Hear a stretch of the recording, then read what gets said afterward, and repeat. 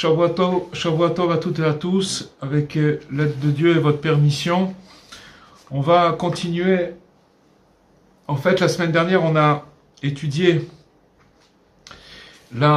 l'enseignement 23 et maintenant c'est l'enseignement 24 du Likutei Moharan. C'est une suite et on va étudier un morceau du Likutei Moharan avec un morceau de Likutei Halachot de Rabbi Nathan. Alors, Rabbeinu, il nous dit Mitzvah Gedola Liod Besimcha Tamid. C'est une grande injonction, une grande mitzvah d'être toujours content, toujours joyeux. On voit qu'ici, Rabbeinu, comme il nous dit Liod Besimcha Tamid, qu'il faut être toujours joyeux, c'est une obligation. C'est pas une option, c'est une obligation. Et il faut se renforcer pour éloigner la tristesse et la mara shchora. On avait expliqué que la semaine dernière, la mara shchora, c'est la bile. D'accord? On avait expliqué que quand il y a 4 sortes de bile et que quand la bile, elle a un intérêt pour le corps, pour comment le corps fonctionne, mais si la bile elle est sécrétée dans le corps d'une manière qui n'est pas dans une bonne mesure, alors elle fait du mal au corps. Et donc il faut, si vous voulez, s'éloigner de la tristesse et de cette bile, de toutes ses forces. Rabbeinu dit, en fait, si on essaie de voir par rapport à ce qu'on a étudié la semaine dernière, on voit qu'il y a une certaine contradiction. Parce que dans l'enseignement de la semaine dernière, on nous dit de prendre, il nous a dit Rabbeinu, que de prendre la mélancolie, le soupir, la tristesse, et de la faire rentrer dans la joie. Alors que là, on voit plutôt un aspect différent, où on nous dit de nous éloigner de la tzvut, de la tristesse. Alors que dans l'autre enseignement, c'est de prendre toute cette mélancolie et de la faire entrer dans la joie. Donc on voit qu'il y a une certaine, apparemment, une contradiction, mais on va voir après que c'est pas du tout une contradiction. Et il nous dit Rabbeinu que toutes les maladies qui viennent sur l'homme, donc on parle des maladies physiques, d'où elles viennent ces maladies? Elles viennent du fait que la joie, elle a été détériorée. Quand une personne, elle a une joie qui est pas bonne, ça veut dire que sa joie, c'est-à-dire qu'il est triste en fait. C'est ça qui s'appelle une joie détériorée. Alors à cause de ça, toutes les maladies viennent, c'est-à-dire c'est des portes ouvertes aux maladies. Toutes les maladies qu'on a, tous les maux qu'on ressent dans notre corps, ça vient tout simplement parce que notre simcha, elle n'est pas complète, elle est détériorée. Parce que Rabbeinu nous dit qu'il y a 10 sortes de mélodies. Et ces 10 sortes de mélodies, elles représentent la joie. En fait, si on voit que la joie, elle est assemblée de 10 mélodies. 10 sortes de mélodies. Et si on veut donner une expression à la joie, alors on a 10 sortes d'expressions musicales qui sont en fait la racine de toutes les joies qui existent sur Terre. Il y a 10 sortes de mélodies, et si on prend chaque mélodie, c'est la racine de toutes les mélodies qu'on peut trouver. Donc on voit qu'il y a 10 sortes de mélodies, et chaque racine, alors dans chaque, si vous prenez par exemple, on a dit qu'il y en a 10 sortes de mélodies, c'est ça la racine de toute la joie, et si maintenant vous prenez une mélodie, de ça, il est engendré des milliers et des milliers de mélodies, d'accord, qui sont branchées sur cette racine-là. Donc les 10 sortes de mélodies, elles sont aussi en correspondance aux 10 séphirotes. Les séphirotes, c'est en fait les 10 niveaux de l'émanation, comment Dieu il s'est révélé sur terre de l'infini pour pouvoir créer le fini. Donc il y a 10 sortes de séphirotes, et en fait c'est les étapes du déroulement de la création. D'accord? C'est l'essence, si vous voulez, même de Dieu, qui est descendu sur terre et qui s'est réalisé dans notre création. Comme c'est quelque chose d'infini, donc si vous voulez, c'est obligé d'être défini par des traits, pas de traits de caractère, mais par exemple, il y a la sagesse, il y a l'intelligence, il y a la couronne qui s'appelle le Keter, il y en a 10 comme ça, d'accord? Donc, on explique ici que, en fait, les 10 sortes de mélodies qui représentent la joie, elles sont en correspondance avec les 10 sortes de séphirotes que Dieu, il a créé avec ces séphirotes tout son monde, d'accord? Tout le monde qu'il a créé. Et ces 10 sortes de mélodies, elles viennent dans le corps, dans notre corps, et elles se matérialisent par 10 sortes. Qu'est-ce qui s'est passé là? Oh là là, ça s'est déconnecté.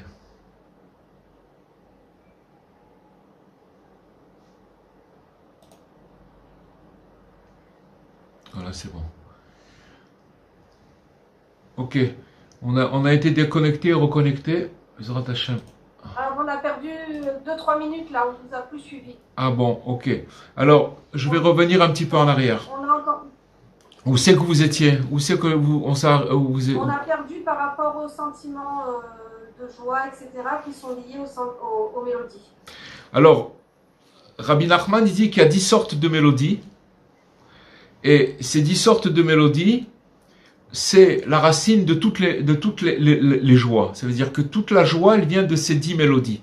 Il faut 10 mélodies pour dire que la joie, elle est complète.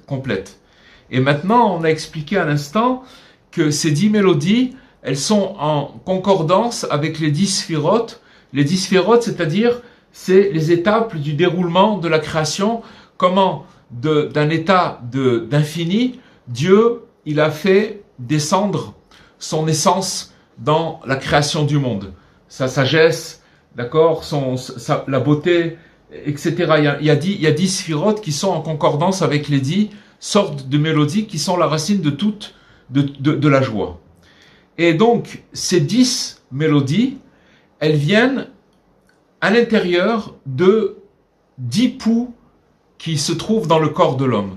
Il y a 10 endroits où on peut prendre le pouls. C'est pas seulement dans les mains, il y a aussi, je crois ici, à côté, dans la gorge, il y en a 2. Enfin, il y a 10 endroits dans le corps de l'homme, de l'être humain, où on peut mesurer son pouls, où on peut arriver à capter les battements du cœur. D'accord? Donc, on reprend. Il y a 10 sortes de mélodies qui sont en concordance avec les 10 sortes de séphirotes, d'accord? Et en même temps, il y a 10 sortes de poux. Voilà, c'est trois éléments. On a connu un ami qui s'appelait Zichrono Livracha Yaakov Jalvo, qui lui avait pris le conseil de Rabbi Nachman, le conseil suivant, de parler avec les membres de son corps. Par exemple, quelqu'un il a mal aux pieds, il a mal à la main, il a mal aux yeux, il a mal au cœur, il a mal au foie, peu importe où il a mal, il y a beaucoup de membres dans le corps d'un être humain. Et Rabbi Nachman, il avait donné à un de ses élèves un conseil de parler avec les membres de son corps. De parler à son corps. D'accord? D'abord de parler à son corps en général et de commencer à parler aux membres de son corps, aux pieds, aux mains, etc. Et lui, Yaakov Jalvo, Zichrono Livracha, c'est un des gens, des gens qui ont fait ce travail-là pendant des années. Et il nous a dit qu'il arrivait, il s'est tellement entraîné à parler à ses membres qu'il arrivait à capter dans chaque membre l'âme de la mélodie qu'il y avait dans chaque membre de son corps. Parce qu'il faut savoir que Dieu, il donne une âme générale dans notre corps qui fait vivre, mais que aussi dans chacun de nos membres, il y a là-bas une âme qui fait vivre ce membre-là. Bon, alors donc vous voyez, c'est que si on voit, on a parlé tout à l'heure, on a dit que toutes les maladies viennent du fait que notre joie, elle est détériorée. Et ici, on voit que c'est 10 sortes de joie, c'est 10 sortes de mélodies, et que si le corps il est affecté et qu'il reçoit pas son énergie là-bas, alors il va être détérioré ce membre-là, et il va avoir des problèmes des pathologies, tout simplement. Toutes les pathologies dans lesquelles on passe, ça vient seulement parce que il y a un problème avec notre simcha. Donc on voit ici qu'il y a une mélodie aussi dans les membres de notre corps, qui a ces 10 sortes de mélodies. Et chaque être humain, il est constitué de 10 séphirotes. Les 10 séphirotes, on a expliqué que c'est l'émanation de Dieu sur terre.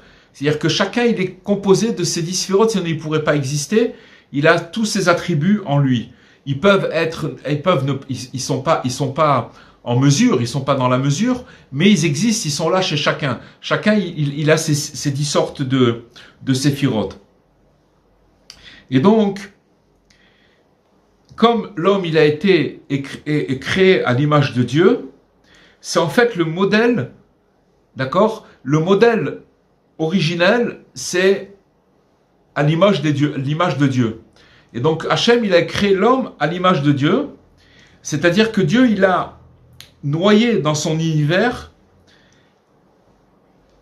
que chaque chose, elle est composée de 10 séphirotes. Sinon, la chose, elle pourrait pas exister. Toute l'énergie, c'est-à-dire que de l'endroit de l'infini à ce monde-là, c'est un monde fini, d'accord? Alors, il est obligé qu'il y ait une énergie, 10 énergies qui fassent vivre la chose. Sinon, la chose, elle pourrait pas exister. Donc, ce schéma des 10 séphirotes, on le retrouve chez l'homme, on le retrouve même dans les objets, dans toutes les choses. Ils sont là pour pouvoir faire vivre pour donner l'énergie et la vie dans chaque chose. Et donc, si vous voulez, c'est la fonction, ces 10 séphirotes, c'est une fonction qui amène les forces, et de là se balance toute l'essence de la stature de l'homme, c'est-à-dire qui est assemblée de 10 points. On a parlé tout à l'heure des 10 points, des poux que par ce pouls-là, on peut sentir le battement du cœur. Il y a 10 endroits spécifiques dans le corps de l'homme. Et donc, chaque point qui se trouve dans le corps de l'homme, ces 10 points-là, dans chaque point, il y a une musique, il y a une mélodie. D'accord? Il y a une mélodie dans chacun des 10 points qu'il y a dans notre corps. Maintenant, si maintenant, il y a une détérioration dans un point qui se trouve dans le corps de l'homme, il y a une détérioration, alors la personne, elle est malade. Elle commence à être malade. Par exemple, on va donner un exemple, et c'est parce qu'il manque avec ce qui se passe chacun dans sa vie. Une personne, elle vit un événement douloureux. Et naturellement, la personne, quand elle vit un événement douloureux, où c'est qu'elle va se réfugier elle a tendance à se laisser porter dans la tristesse. Cette tristesse-là, elle va toucher un des 10 points qui se trouvent dans le corps de l'homme, parce qu'il faut savoir que les 10 poux qu'il y a dans le corps de l'homme, c'est aussi une espèce de pompe qui envoie le sang dans tout le corps, d'accord? Dans le corps. Par exemple, il y a le cœur qui est une pompe qui envoie le sang dans le corps, mais les 10 poux où on peut mesurer les battements du cœur, qui sont les 10 poux qui sont dans le corps, ils envoient aussi là-bas, il y a du sang qui circule dans tout le corps grâce à ces 10 poux. Et donc, quand il y a un des 10 poux qui est atteint, à cause d'un mauvais fonctionnement, c'est que la personne, elle est triste, alors automatiquement, elle va atteindre des recoins dans son corps qui vont être atteints, et donc elle va souffrir de pathologie. D'accord? Donc, Rabbeinu, il nous dit ici que toutes les maladies, elles viennent d'une détérioration de la joie. Alors de ça, on doit comprendre que si c'est comme ça, alors que ça veut dire? Ça veut dire que toutes les guérisons, elles viennent de la simcha, elles viennent de la joie. Si quand une personne elle est triste à cause de ça, c'est la détérioration de la joie, elle amène une détérioration dans le corps et des pathologies. Alors le contraire aussi, c'est-à-dire que quand une personne elle va être joyeuse, elle va amener la guérison dans son esprit et dans son corps, bien entendu. C'est pour ça que l'essentiel, la règle, c'est qu'il faut se renforcer très très fort de toutes ses forces pour être joyeux tout le temps. Et là, on voit que Rabbeinu, il dit que c'est une obligation par rapport à nous-mêmes. Ça veut dire qu'on a une obligation pour nous-mêmes, par rapport à nous-mêmes. Si vous prenez chaque personne individuellement, du matin au soir, il se passe des choses. D'accord? Il y a des périodes où c'est plus dur, où c'est plus facile, mais ça n'existe pas. Une personne, elle souffre, elle a des souffrances. Et maintenant, donc, Rabbeinu, il nous donne cet angle de joie comme quelque chose d'une obligation. C'est-à-dire qu'on a une obligation sur nous-mêmes d'être joyeux, d'être joyeux. Parce que la nature de l'homme, c'est d'attirer sur lui de la bile, de la tristesse, à cause des événements qui se trouvent dans le temps.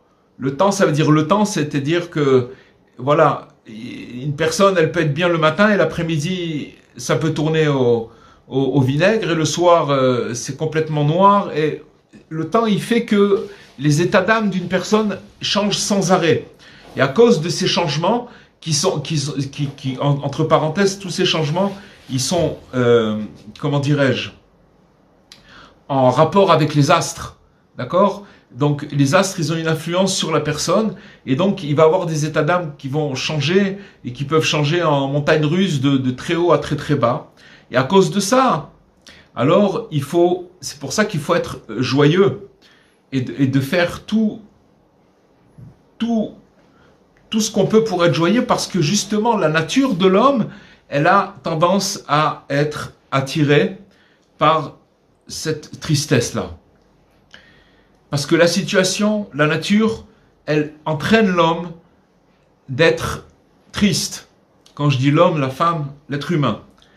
Et donc, il faut se renforcer d'aller contre la nature. Vous voyez ce qui nous révèle Rabbi Nachman, quelque chose d'extraordinaire.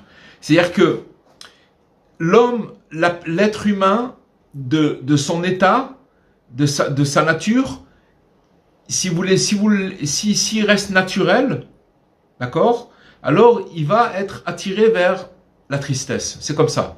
Pourquoi? Parce que il est composé d'éléments, de terre, il est composé de 4 éléments, du feu, de l'eau, de l'air, de la terre, et la terre, c'est d'ailleurs quand une personne quand elle quitte ce monde, elle retourne à la terre, parce que elle vient de la terre, elle retourne à la terre. Et la terre, c'est l'inertie, c'est le côté triste, le côté mélancolique. Donc, de nature, une personne, elle a cette chose-là. Et donc, c'est pour ça qu'il doit faire un travail de se renforcer, d'aller contre cette nature. Et donc, quand il va aller contre cette nature, qui fait en tout cas son possible pour se renforcer, d'aller contre cette nature, il accomplit une mitzvah, il accomplit une bonne action. Vous comprenez? Il accomplit une bonne action. Et le principal, c'est d'essayer. S'il a le mérite, alors, et qu'il arrive à un résultat où il est joyeux, alors tant mieux. Et si il n'arrive pas, plus ou moins, il arrive un petit peu ou pas du tout, mais le principal, au moins, c'est d'accomplir cette mitzvah. C'est pour ça que Rabbi Nachman il dit mitzvah gdola liot besimcha tamid. Mitzvah, c'est pas quelque chose, je vais attendre qu'un événement me rende heureux, parce qu'on va pouvoir attendre longtemps. Ou alors quand il va passer, mais il passe cet événement. Il passe, on est content, on est heureux, mais ça aussi, ça passe. Donc ça veut dire que, si vous voulez, l'angle dans lequel Rabbeinu il veut nous faire montrer, c'est pas quelque chose de naturel, et t'attends pas, il va falloir que tu travailles là-dessus. Ça veut dire que maintenant tu vas te mettre en guerre contre ta lourdeur. Ça s'appelle, chacun on a une lourdeur qui s'appelle une lourdeur, c'est de la pesanteur, c'est quelque chose qui nous amène vers la mélancolie, et Rabbeinu il nous ordonne de nous battre contre ça. Parce que l'homme il est plein de souffrances. C'est pour ça qu'il faut se forcer soi-même avec une grande force d'être toujours joyeux.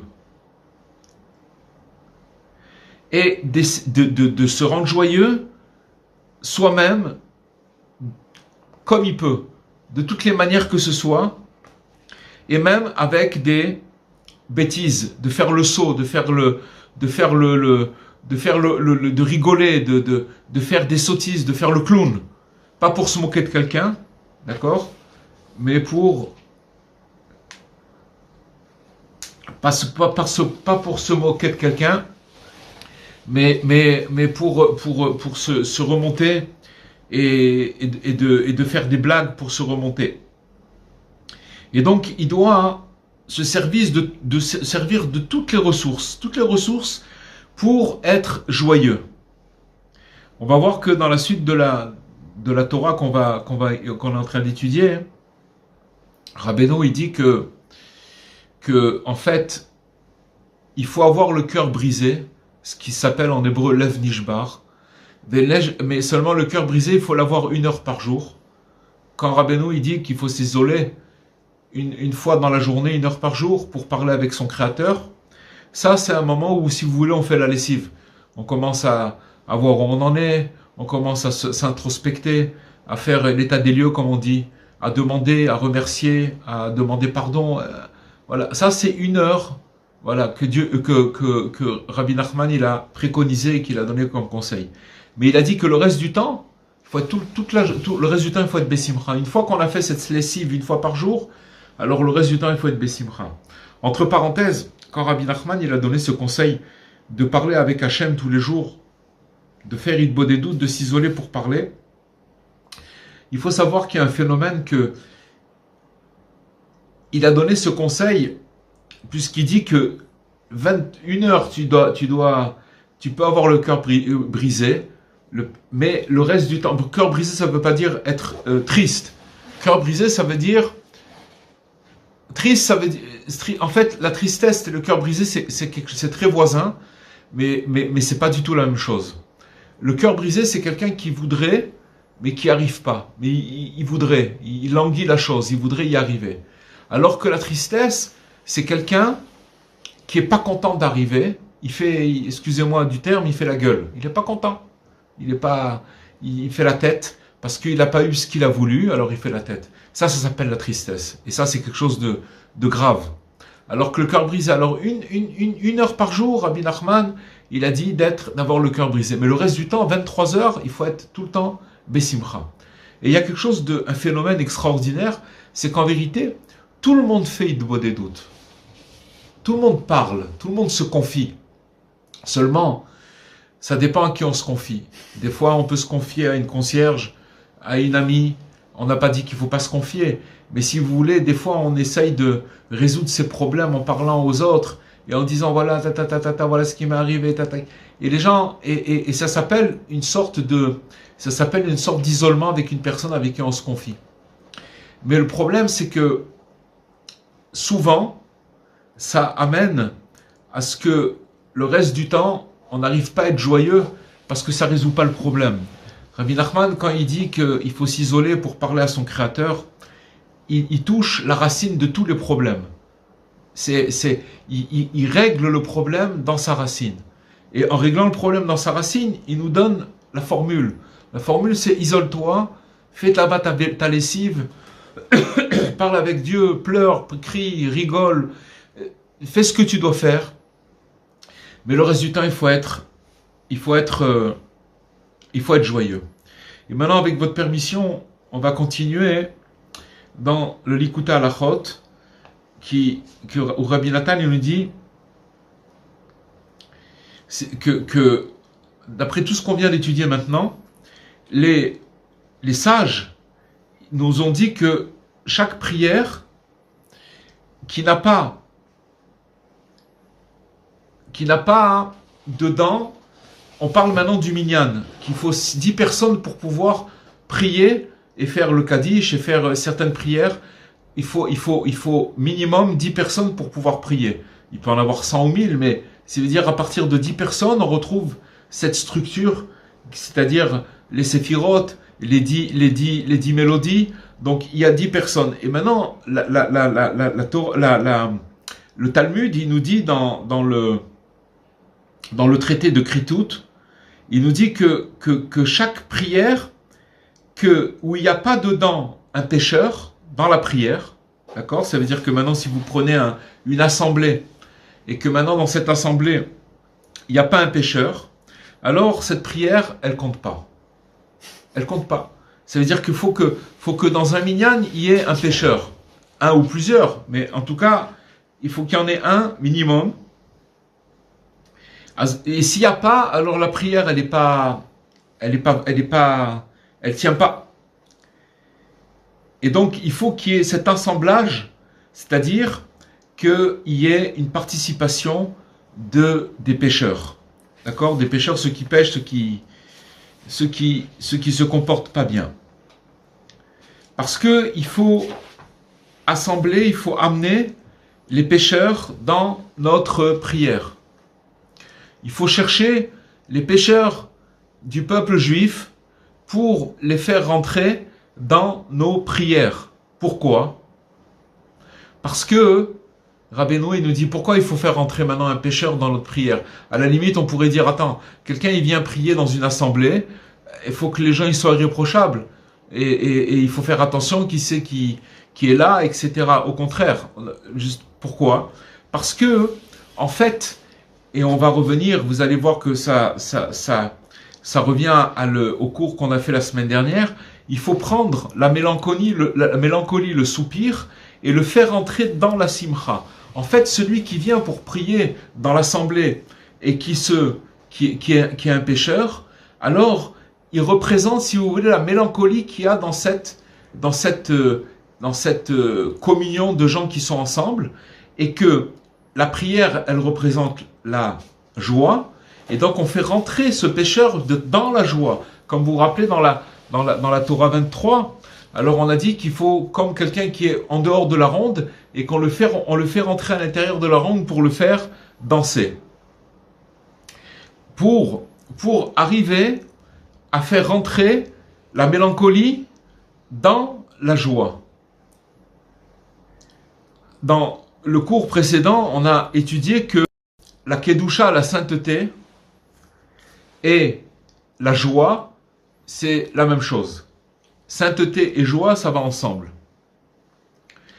Ça veut dire quoi? Ça veut dire que quand vous avez une personne qui n'est pas dans la sainteté, qui a un comportement qui n'est pas idéal, d'accord? Comme les pécheurs. Alors, c'est sûr que cette personne-là, elle ne va pas être joyeuse. C'est-à-dire qu'en vérité, quand on est triste, ça veut dire qu'on est dans l'impureté. Vous voyez, quand on est touché par de la tristesse, c'est tout simplement parce qu'on est dans l'impureté.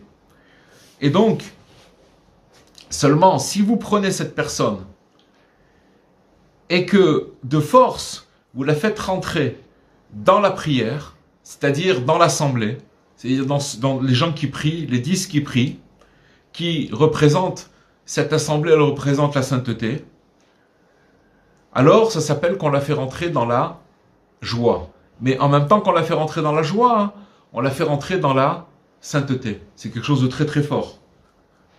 Parce que la joie, il nous dit, Rabbi Nathan, la prière, ça s'appelle la joie. Parce qu'il faut prier avec joie.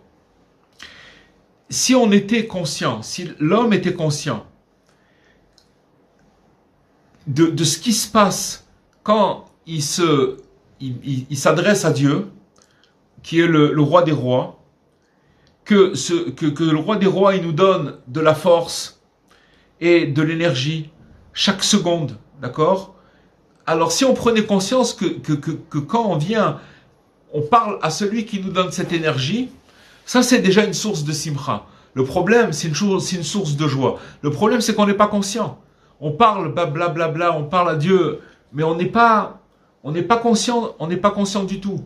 C'est peut-être ça où il faut prendre conscience, c'est d'avant de commencer à prier, même si je vais prier quelques minutes, mais je dois me dire qui j'ai en face de moi, à qui je m'adresse, à qui je parle. Si on arrive à apprécier le privilège que de chaque instant de parler avec Dieu, alors on est déjà joyeux. Imaginez-vous une personne qui va recevoir un rendez-vous chez l'adjoint au maire. On ne parle même pas du maire, on ne parle pas d'un ministre, on parle de l'adjoint au maire. C'est déjà une personne honorable. Alors, la personne, elle est joyeuse. Qu'est-ce que c'est cette joie par rapport au privilège de pouvoir 24 heures sur 24 s'adresser à Dieu quand on veut, dans mon lit, quand je marche, dans mes pensées, à chaque instant, j'ai ce privilège-là. Le problème, c'est que ces choses-là, elles sont liées, la joie et la prière. Mais le problème, c'est que on n'est pas conscient du fait de s'adresser à Dieu, on n'est pas du tout conscient de cette chose-là. Comme c'est marqué, le roi David, il nous dit, Ivdu et Hashem besimcha, qu'il faut servir Dieu dans la joie. C'est-à-dire que le service de Dieu, il doit se faire dans la joie. Et en vérité, la prière, c'est le travail du cœur. Ça veut dire que maintenant, quand on va commencer à prier, c'est une prière, elle vient du cœur. Elle vient du cœur.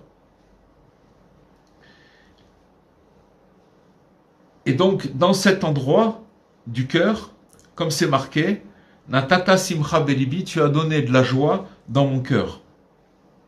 Où c'est que j'arrive à ressentir de la joie,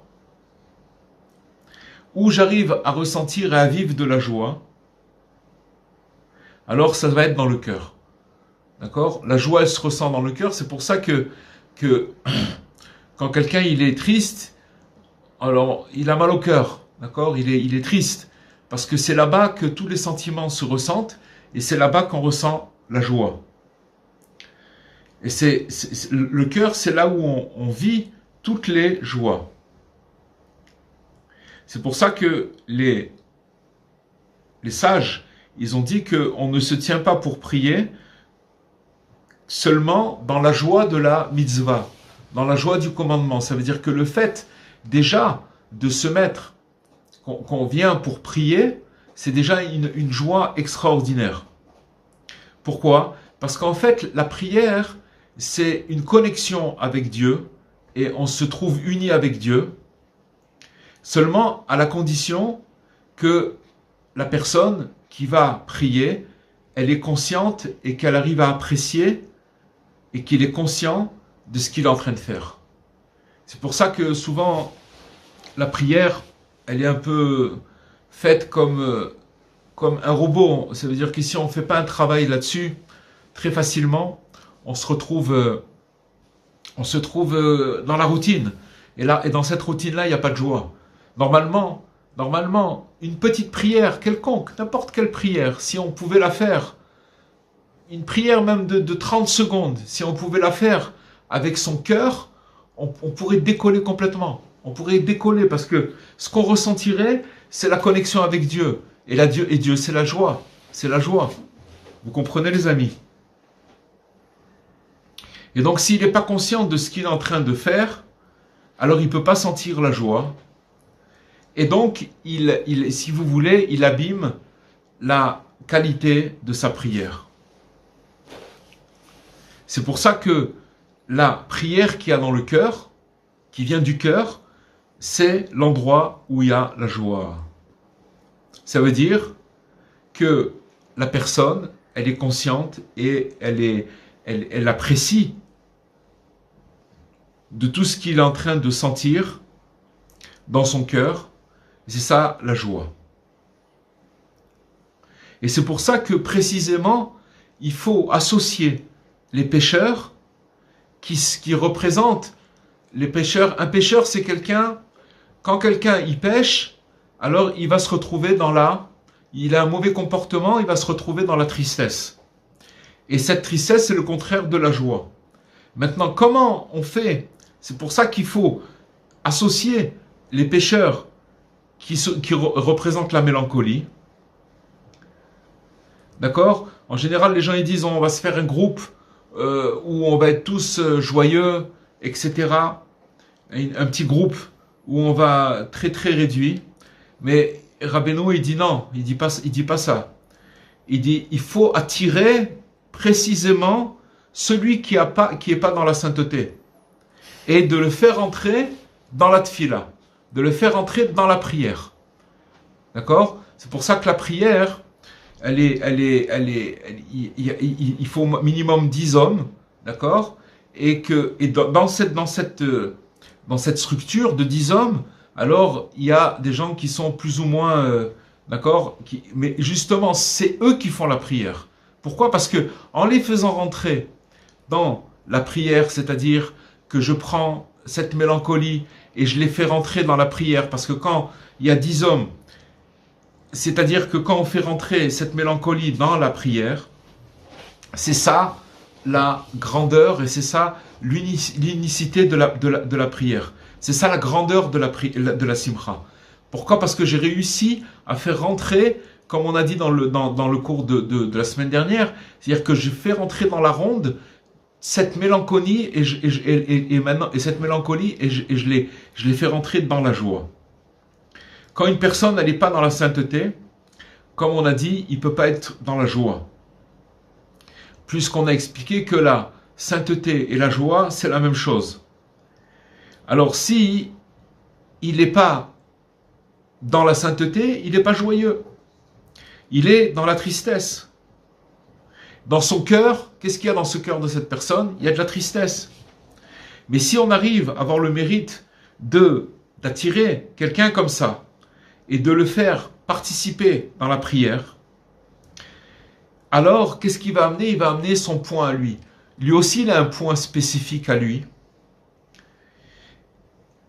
Et donc, quand une personne, en nous, on arrive à faire rentrer ce qu'on a appelé la semaine dernière le souci de la spiritualité. Quand une personne spirituellement, elle est soucieuse, je me suis pas bien comporté, j'ai fait ci, j'ai fait ça. Donc ça veut dire c'est le souci du spirituel, que la personne elle se fait du souci pour ça.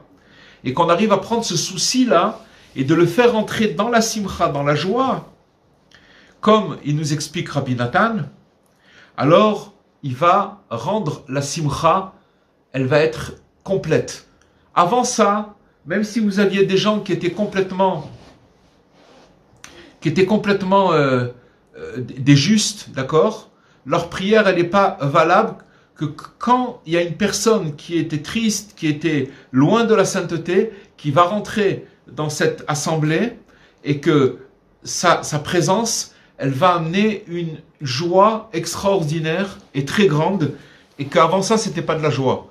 Ou c'était pas le truc. Il amène de la joie, il la rajoute sur la joie. Il rajoute la joie les plus grandes.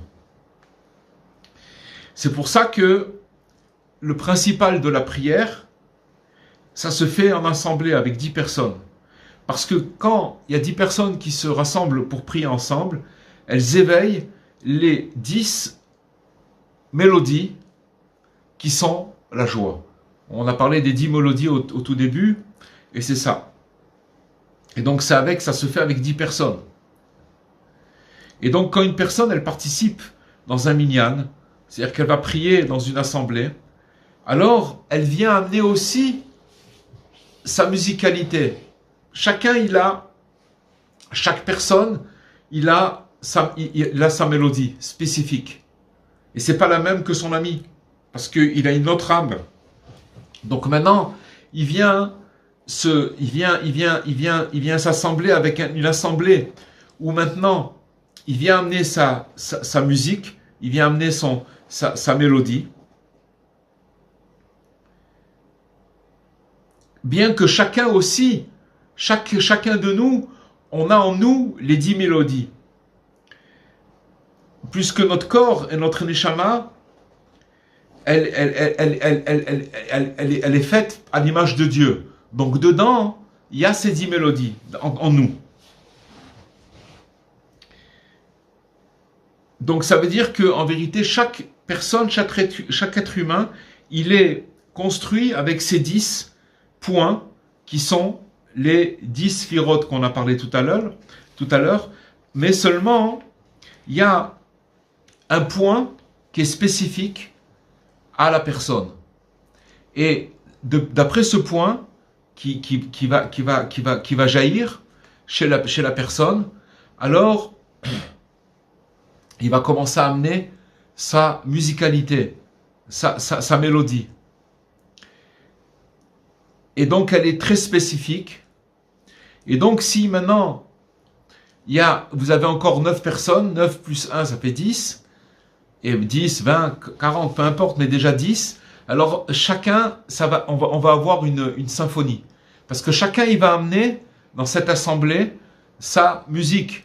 D'accord? Sa musique, c'est-à-dire sa vision des choses, comment il voit les choses, comment il interprète les choses, comment il perçoit les choses. Tout ça, c'est des couleurs de l'âme que quand il va venir dans cette assemblée, il va commencer à se fondre et amener sa musique à lui. Seulement, chacun, il a un point positif, il a un point particulier que l'autre n'a pas. Alors, si vous voulez, chacun il se trouve enrichi par le fait de se rassembler ensemble et de prier ensemble. Si vous voulez, comme on a dit que tout à l'heure que la prière, c'était la joie. Donc maintenant, il se met avec des gens qui viennent pour prier. Chacun il va amener sa mélodie. Et cette mélodie-là, elle va amener une symphonie. Ça va devenir un groupe de gens qui chantent ensemble. Et dans ce cas-là, si vous voulez, quand ils vont sortir, chacun, il va recevoir de l'autre, sans le savoir. Il va recevoir un petit peu de la musicalité de l'autre, et il va se retrouver riche d'énergie et surtout de joie. C'est-à-dire pourquoi? Parce que on a réussi à faire rentrer dans cette assemblée, justement, les pécheurs. Les pécheurs, ils sont venus, ils se sont mis dans l'assemblée. C'est pour ça que quand une personne, elle va prier et que même si elle a un comportement qui est pas bon, alors elle va être recyclée complètement. Pourquoi? Parce que, si vous voulez, le fait qu'elle se comporte pas bien, donc elle est triste, il y a de la tristesse dans son cœur. Mais maintenant, comme elle va être avalée, en quelque sorte, par toute cette assemblée, et donc toute sa mélancolie, elle va se retrouver dans la joie de la prière. Et c'est pour ça que toutes les guérisons se trouvent dans la joie. Et que la prière, c'est une guérison de tout. Pourquoi? Parce qu'à partir du moment où je vais me retrouver en prière, ça veut dire que j'ai pris conscience que je suis en train de parler à mon Créateur et que s'il n'y a que lui qui peut m'aider et que lui, il a les clés de tout ce qu'on a besoin. Et à partir du moment où je prends conscience de ça et que je vais commencer à prier, je vais être dans une extase. Je vais être vraiment joyeux. Qui est-ce qui a le privilège, imaginez-vous, de prier 24 heures sur 24, il peut s'adresser à son Créateur. Que lui, il a tout. Alors que normalement, si une personne, elle veut, je ne veux pas comparer, mais même d'aller voir, d'avoir une faveur d'un bureau je sais pas, un bureau il a besoin d'un truc à la poste ou n'importe quoi, il va falloir qu'il attende que la poste elle ouvre, il va falloir qu'il fasse la queue et c'est pas sûr qu'il a besoin, etc. Alors que là, on a accès 24 heures sur 24, chaque seconde, à pouvoir parler à notre Créateur. Et donc, on vient de voir que la prière, c'est ça la joie. La vraie joie, c'est la prière, et que toutes les guérisons, ils sont grâce à la joie. Quand une personne, elle demande à Hachem de le guérir, même si la personne n'est pas exaucée par sa prière, le simple fait qu'il est en train de prier, c'est déjà une guérison.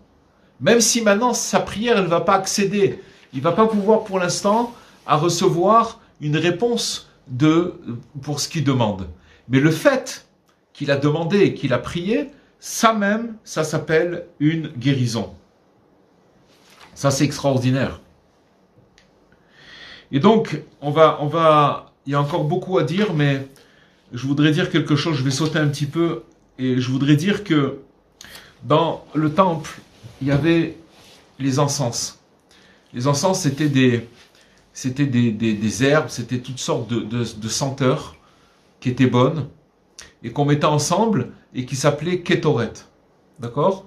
Et cette Kétoret-là, hein, il y avait un élément dans la Kétoret, c'était 10 encens qu'on mettait ensemble, mais il y en avait une qui s'appelle Chelbona. Et le Chelbona, c'est quelque chose qui puait, c'est vraiment, ça avait la senteur d'une boule puante, c'était vraiment quelque chose de très très désagréable à sentir. Mais il faut savoir que pour pouvoir mettre ces encens sur le sur l'autel, il faut savoir que les encens, c'est avec ça que la prière elle montait. On faisait brûler des encens sur l'autel, d'accord? Il faut savoir que s'il n'y avait pas cette mauvaise odeur dans ces 10 éléments qui sentaient bon, l'encens il marchait pas, il était caduc. Donc il fallait cette mauvaise odeur. Et qu'est-ce qu'elle faisait, cette mauvaise odeur? Elle obligeait aux bonnes odeurs de réagir et de faire sentir une meilleure odeur encore qu'ils avaient à la base. Si par exemple vous prenez 10 personnes qui sont irréprochables, d'accord? Ils sont irréprochables dans leur comportement, etc. Ils se mettent ensemble, des trucs, mais il n'y a rien de nouveau dans ça.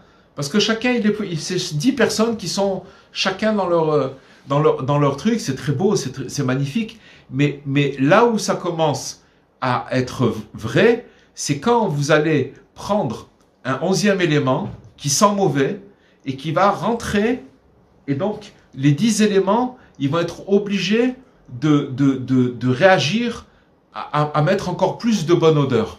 Et dans ce cas-là, ils arrivent à insérer cette mauvaise odeur, et donc l'encens, il va pouvoir marcher. Il va pouvoir marcher. Donc c'est exactement ce qu'on a vu tout à l'heure, c'est-à-dire que ces encens-là, ils nous permettent d'élever la prière. Mais on ne peut pas l'élever seulement avec cette mauvaise odeur-là, qui représente ceux qui pêchent. D'accord?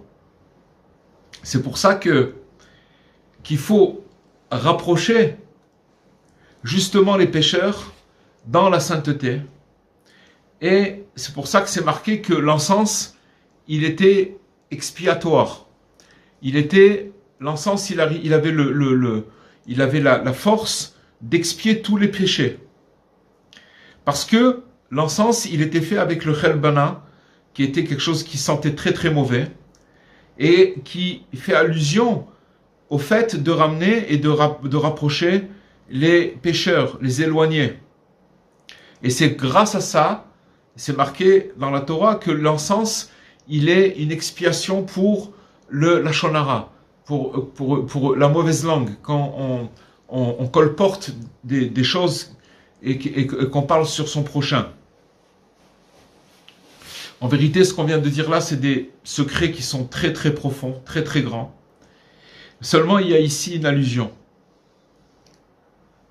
Comme dans cette recette d'encens, c'était fait d'une manière très précise, quand on prenait cet encens dans le temple, il y a un des éléments qui a une mauvaise odeur. C'est exactement aussi au niveau de nous, les humains. Quand on est en société,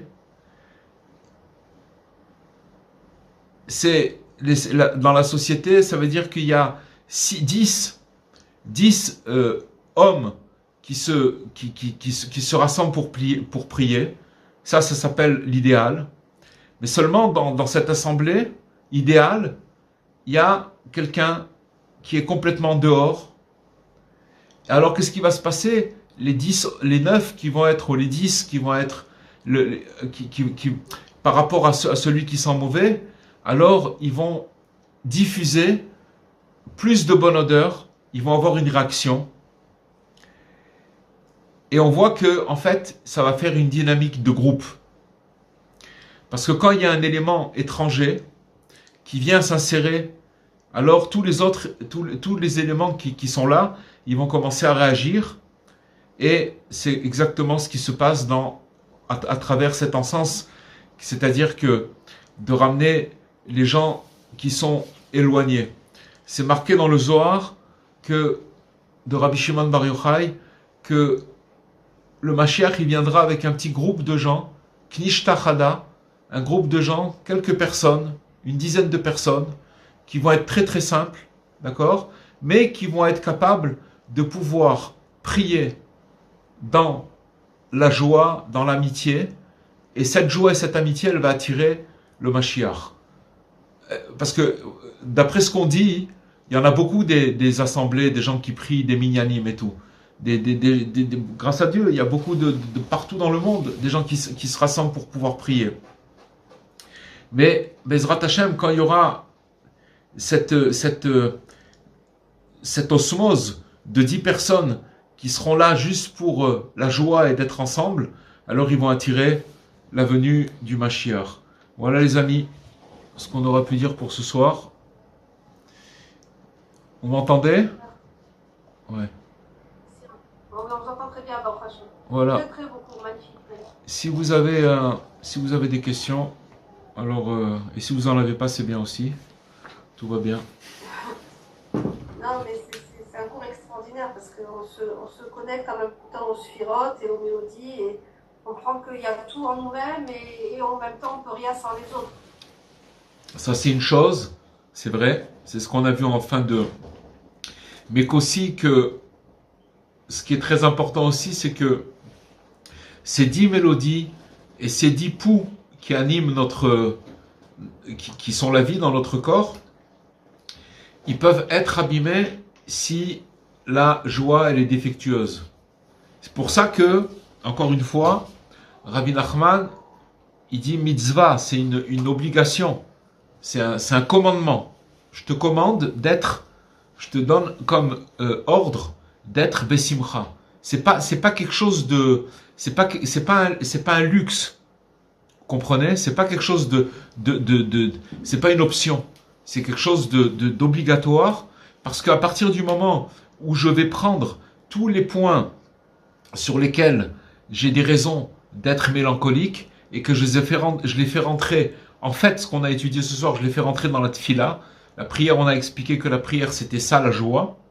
Alors, automatiquement, je vais commencer à guérir toutes mes pathologies. En vérité, on peut guérir, vous savez, tous les médicaments que la médecine, elle donne, elle guérit pas la racine des choses. C'est des calmants. Mais on sait très bien qu'il y a des médicaments qui peuvent arranger des pathologies et abîmer d'autres choses dans le corps. Donc ça s'appelle pas la guérison. La guérison, elle vient, toutes les guérisons, il nous dit Rabbeinu, ça vient de la joie. Quand une personne, elle est joyeuse et qu'elle va faire entrer toute sa mélancolie, toute son angoisse, elle va le faire entrer dans la joie. Et dans ce cas-là, ça sera vraiment une vraie joie. Et elle aura complètement recyclé cette chose-là. Elle se sera nettoyée complètement de cette tristesse. Bezrat Hashem. C'est un travail d'une vie, mais voilà ce qu'il nous dit Rabbeinu. Voilà les amis. Voilà. Bezrat Hashem, alors je vous souhaite... et si vous avez des noms pour prier chez Rabbeinu, envoyez-les chez Madame Fitoussi.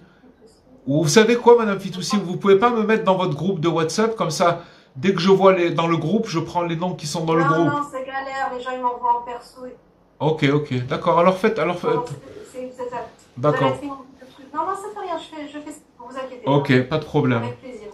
Alors, Bezrat Hashem, qu'Hachem il vous bénisse et qu'on puisse continuer à se rassembler avec l'aide de Dieu. Et je vous souhaite une bracha, une hatzlacha, shavua tov et tout le bien chez vous. Au revoir. Amen. Au revoir. Amen.